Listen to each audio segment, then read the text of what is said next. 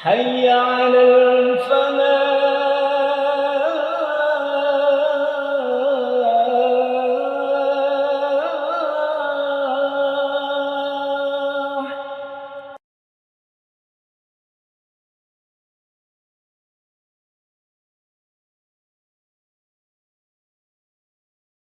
Assalamualaikum warahmatullahi wabarakatuh.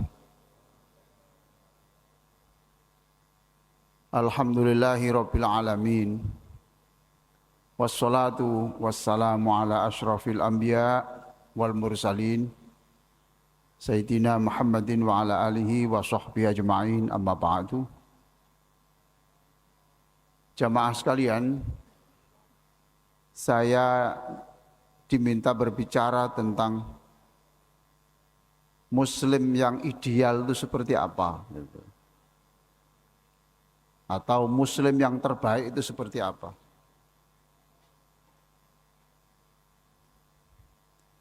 Saya ingin menyampaikan hadis yang saya cari ya. Ada hadis Rasulullah yang berbunyi begini, khairukum ahsanukum qadaan, gitu. Orang yang terbaik di antara kamu itu orang yang paling cepat membayar hutang, enggak gitu.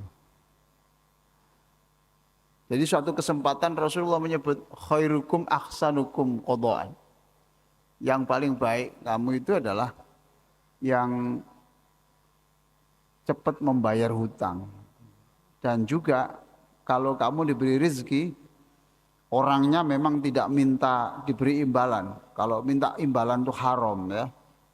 Tapi kalau ingin jadi orang baik itu yang cepat membayar hutang kalau sudah punya, dan kalau ada rezeki itu kita tambah sebagai terima kasih kita. Tapi yang bersangkutan haram, meminta haram. Ada lagi hadis itu, khairukum man ta'allamal Qur'an wa 'allamah. Jadi beda lagi. Siapa yang terbaik di antara kamu itu siapa? Yaitu orang yang mau belajar Al-Qur'an. Mau belajar Al-Qur'an. Jadi bapak-bapak, seumur hidup jadilah yang mau belajar Quran, yang ngajar Quran. Wa 'allamahu, dan mau mengajarkan Al-Qur'an. Kalau bapak-bapak tidak bisa mengajarkan sendiri, jadilah rembulan, Pak. Jadilah bulan. Bulan itu tidak punya cahaya, tapi bisa memberi cahaya. Caranya mengambil cahaya matahari lalu diberikan orang. Bapak Ibu mungkin tidak bisa ngajar Al-Quran, tetapi cari duit yang banyak, lalu kita berikan honor yang terbaik untuk guru-guru Al-Quran. Itu berarti Bapak sudah punya saham di dalam pengajaran Al-Quran, yaitu orang terbaik. Rumah Bapak itu biasa-biasa saja, tetapi rumah Bapak Ibu itu menjadi berbeda nilainya ketika di sana itu ada orang yang mau belajar baca Al-Quran. Rumah Bapak Ibu itu biasa saja, tapi kalau di situ dijadikan tempat untuk belajar dan mengajar Quran, itu luar biasa.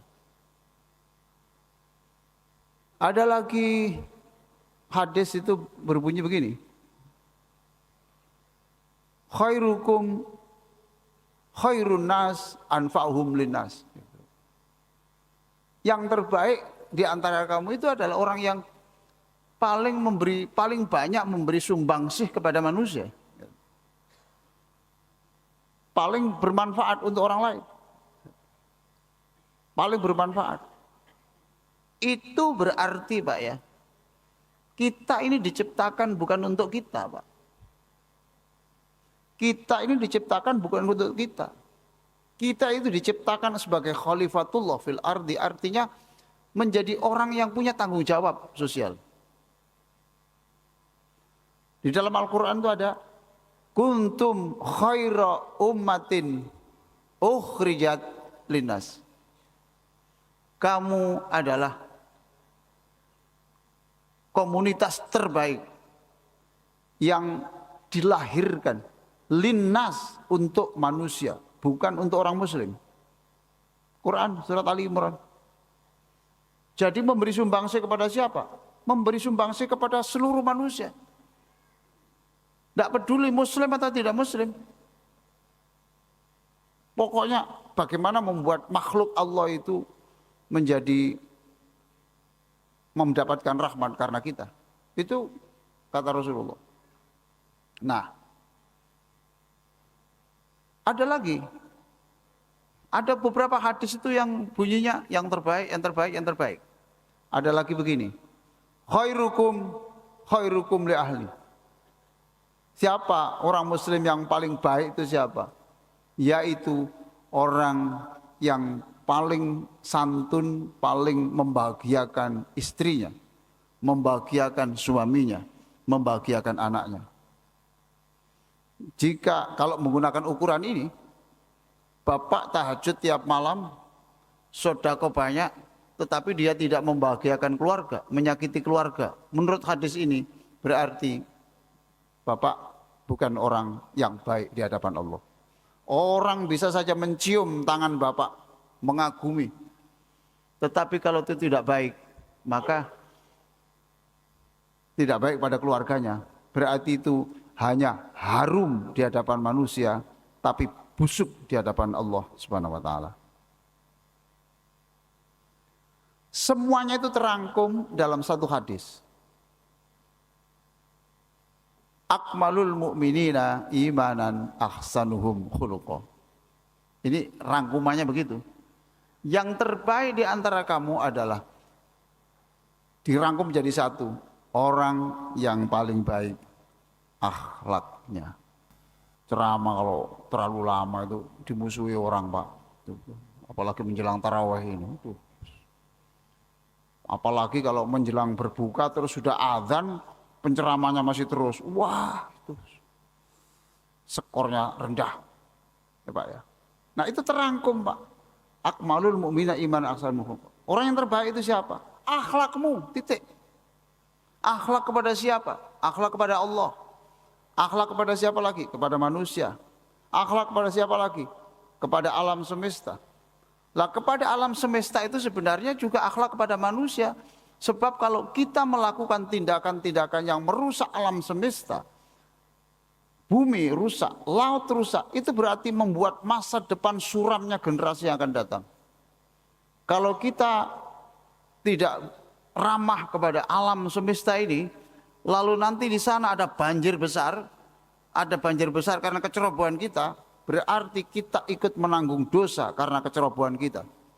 Kalau sekarang hutan-hutan kita gunduli, kemudian nanti 100 tahun yang akan datang mereka selalu tenggelam dalam banjir. Ingat bahwa kita dalam kubur ikut punya saham atas kerusakan alam semesta itu. Sebagai akhir dari ceramah saya ini, akhlak kepada Allah itu banyak. Satu saja yang saya sampaikan. Akhlak kepada Allah itu antara lain yang pokok adalah husnudzon kepada Allah. Berbaik sangka kepada Allah. Berbaik sangka apa?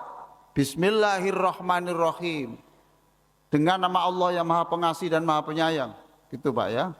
Berarti apa saja yang terjadi, enak tidak enak, ketemu orang yang menjengkelkan atau menyenangkan, semua itu didesain Allah atas sayangnya kepada kita. Ibnu Athaillah mengatakan, man dhanna infikaka lutfihi an qadari fadzalika liqusuri nadhari. Siapa yang menganggap peristiwa yang terjadi pada dirinya itu bukan atas dasar sayangnya Allah, nganggapnya begitu, maka orang itu termasuk orang-orang yang terlalu sempit pengetahuannya. Jadi semuanya itu terjadi kita menganggap ini sayangnya Allah kepada saya. Itu Pak ya. Diberi sakit kita ngomong apa? Ini sayangnya Allah kepada kita. Itu Bapak ngomong begitu itu Allah senang, lalu keluarga ya senang. Lah kalau ngeluh terus itu kan sakit toh Pak. Dia sakit, keluarganya ikut sakit. Tapi kalau alhamdulillah Allah senang, ini sayangnya Allah. Titik. Allah senang, ini senang. Kemudian fisik kita ini cenderung nanti proses penyembuhannya lebih cepat karena berpikir positif. Dagang rugi, kita ngomong apa? Ngomong apa? Allah sayang kepada saya. Kita kesulitan ekonomi, kita berbaik sangka kepada Allah.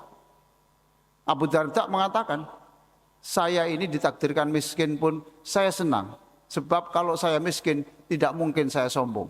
Itu buruk itu berpikir positifnya itu loh. Enak gitu. Orang takut sakit. Saya ini senang sakit itu. Karena apa? Sebab setiap detik rasa sakit itu menghapus dosa saya. Wah, senang. Pokoknya apa saja itu Allah sayang saya. Ditangkap KPK. Ayo ngomong apa? Loh, harus ngomong Allah sayang saya. Sebab kalau nggak ditangkap nanti bikin dosa lagi toh. Yang kedua, gara-gara ditangkap masuk penjara, hafal Quran. Oh, pokoknya gitu saja. Ini salah satu akhlak kepada Allah. Saya kira demikian. Itulah rangkuman dari siapa muslim ideal itu. Wassalamualaikum warahmatullahi wabarakatuh.